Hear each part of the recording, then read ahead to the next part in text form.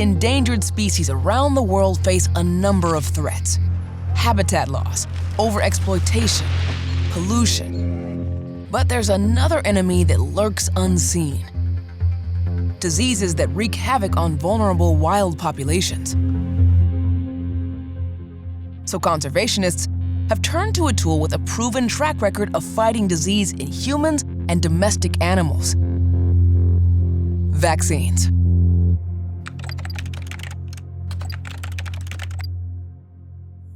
Wildlife vaccines are a promising new frontier, but vaccinating wild animals can be a daunting task. Even when human vaccines already exist, as they do for diseases like yellow fever or plague, inoculations need to be customized for use in other species. This adaptation helped save golden lion tamarins from a recent outbreak of yellow fever in Brazil. The virus hit wild tamarins in 2016, cutting the population by a third in just 2 years. Conservationists turned to a yellow fever vaccine to try and stem the tide. E fizemos experimentos com diferentes doses e diferentes formulações de vacina, diferentes abordagens de vacina, e observamos, mais eficaz era a vacina humana.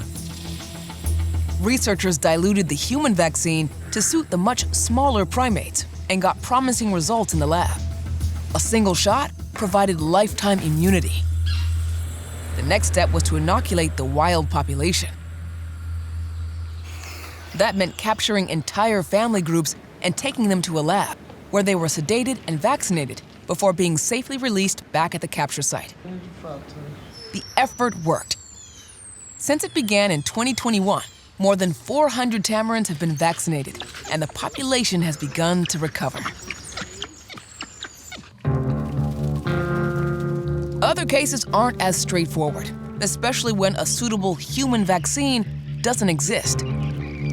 That was the case with white nose syndrome, a devastating fungal disease affecting bats across much of North America. White nose syndrome was first detected in bats in New York State in 2006. And it has become one of the worst wildlife disease outbreaks in modern time, killing millions of bats. The most impacted species, like little brown bats and northern long-eared bats, have declined by more than 90%. A vaccine would be a game changer, but difficult to pull off. Even for humans, there are no approved fungal vaccines. So it was a novel thing to think about developing a fungal vaccine, for use in a bat.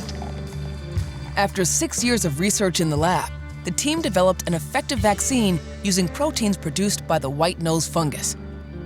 The vaccine, delivered to bats orally, contains harmless pieces of the proteins to train the bats' immune systems to identify and fight off an actual infection.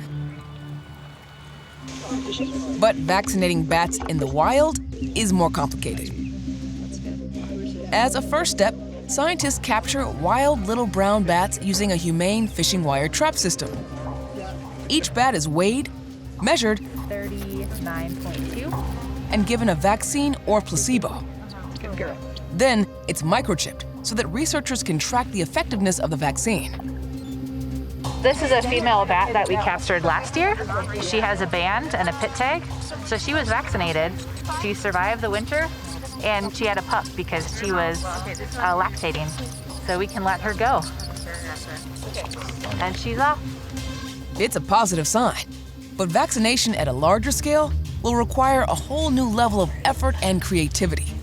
The vaccine can only help save the species if it can provide herd immunity, when enough of the wild population is vaccinated to stop the spread of the disease.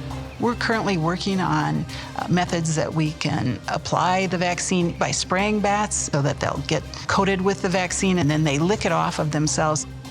Until they know if it works, the full impact of the bat vaccine will remain theoretical. The same is true with efforts to vaccinate other species. Scientists are getting creative with their delivery systems. In Montana, disease-fighting drones are distributing peanut butter-flavored oral vaccines to prairie dogs. And in Spain, researchers are developing an AI-powered auto-vaccinating device for rabbits. The vaccine will be pressurized and enter the skin of an animal without needle. From work in the lab to work in the field, Vaccinating wildlife against disease is a new battleground, but one already teeming with stories of innovation and success. Explore these stories and many more from Wild Hope by visiting wildhope.tv or watch the full collection now right here on PBS Nature on YouTube.